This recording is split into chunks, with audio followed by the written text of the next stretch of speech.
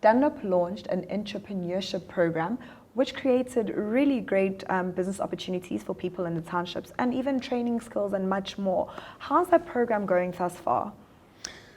The program's going really well. That was launched with the Department of Economic Development and Tourism in KZN, Okay. and Itala Bank actually as well. So there was quite a collaboration. I think that started off okay. What we realized along the way was the logistics can be quite difficult in setting this up.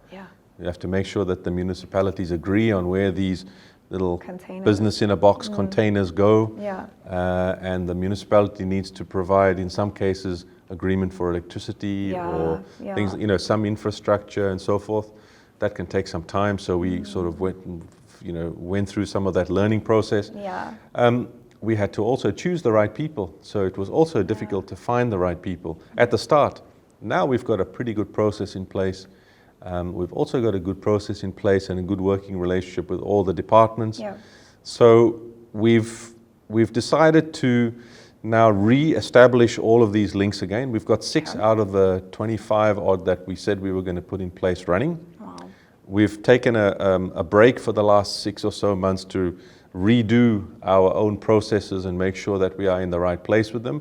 And we're going to start again in earnest. And I think now we're going to move really, really quickly. Wow.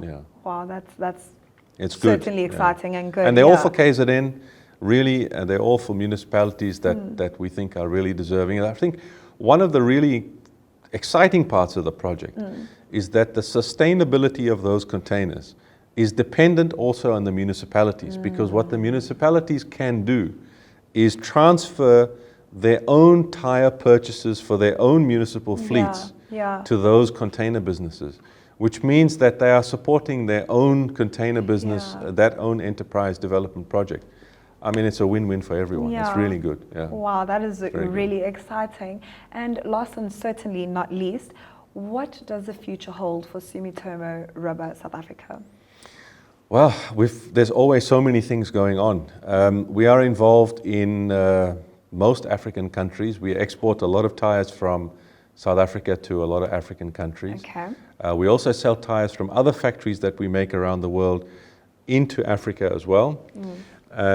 We have a growing original equipment business. That means we sell tires into companies like Toyota and VW, and we have some big projects coming up in the future with Nissan and potentially Ford and some big truck manufacturers, because we now have a truck tire factory in Ladysmith as well. So there's quite a few big projects that we're working on. That should see some really good growth for us in the next couple of years. I think the important one for us now is to make it through the challenges of the economy today. It's quite difficult at the moment. Everyone is feeling that the last 2 or 3 years have been quite a challenging, poor period for everyone. Once we get through that, I think we're focusing all our energies on making sure that we come out of this period as strong as possible. And if we do, then these are always cycles. When the cycle comes back again, we'll be in a good position. Wow. Okay, that is absolutely great. It's been a great pleasure to be with you, Mr. Riaz Hafiji. And we are at Sumitomo Rubber South Africa with the CEO of Sumitomo Rubber South Africa. Thank you for being with us.